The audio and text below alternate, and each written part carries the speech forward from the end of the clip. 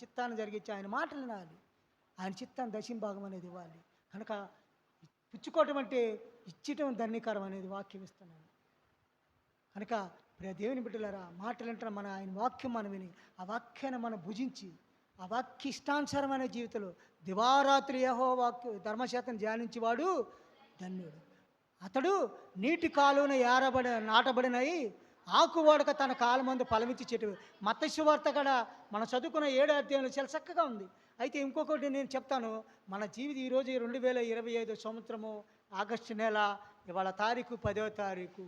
ఇప్పటి వరకు సజీవులుగా ఉన్నామంటే ఆయన కృప. ఆయన కృప. ఎక్కడైతే పాపం విస్తరిస్తుందో అక్కడ ఆయన కృపగడా విస్తరిస్తుంది. రోమపత్రిక 6:21 చదివమ్మా. రోమపత్రిక 6:21 చదువు. రోమపత్రిక 6:21.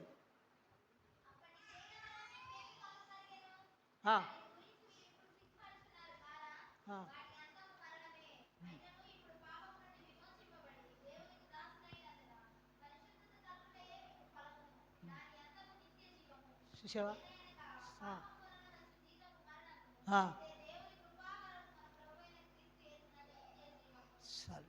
చూసారా? ఆయన కృపావరం. కృప వల్ల మనం ఉన్నాం. ఆయన తీసేస్తాడు. 2025లో మనకు ఆయన మాట అయిపోతే చక్కగా ఉంది మాట. లూకా సువార్త 13వ అధ్యాయము 7వ వచనం చాలా చక్కగా ఉంది. లూకా సువార్త 13:7.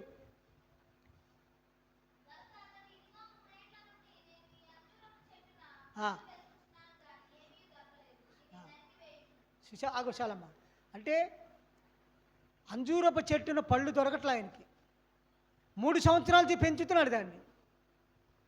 పరమ తండ్రి ఒక రైతు అంటే తండ్రి మనల్ని పెంచుతున్నాడు 3 సంవత్సరాల నుంచి. అక్కడ తోటమాలి ఏమంటున్నాడు తెలుసా?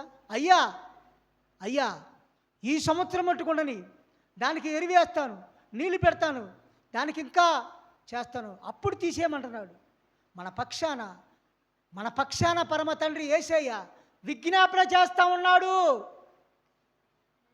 ఆయన కృప, ఆయన ఉచితమైన కృప వల్ల మనం ఇప్పుడు జీవితం ఎక్కడైతే పాపం విస్తరించిందో అక్కడ కృప కూడా అపరిమితంగా విస్తరించింది. కనుక ఇప్పుడు మనం సజీవులుగా ఉన్నామంటే ఆయన కృప వల్ల మనం సజీవులుగా ఉన్నాము. ఆయన కృపలో మనం పొందుకోవాలంటే ఆయన రాజ్యానికి చక్కగా అక్కడ రోమపత్రిక 6:21లో చాలా చక్కగా ఇచ్చాడు. ఇక్కడ లూకా సువార్తలో మరి 13:7లో చక్కగా ఇచ్చాడు. అయ్యా తోటమాలంటే యేసుప్రభు మన పక్షాన్ని విజ్ఞాపన చేస్తున్నాడు. యేసుప్రభు మన పక్షాన్ని విజ్ఞాపన చేస్తున్నాడు. ఏ ఒక్కరు నశించడం ఆయన చిత్తం కాదు. సర్వమానవాళి రక్షణ మార్గంలో రావాలి.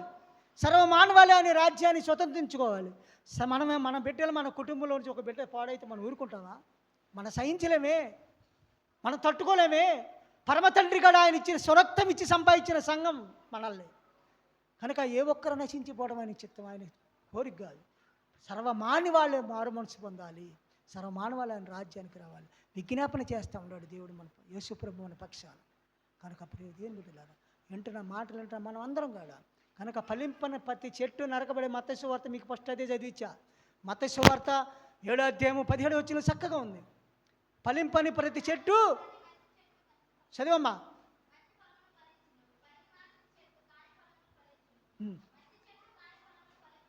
పొందం వచ్చింది చదివా. పొందం చాలమ్మా. చూసారా?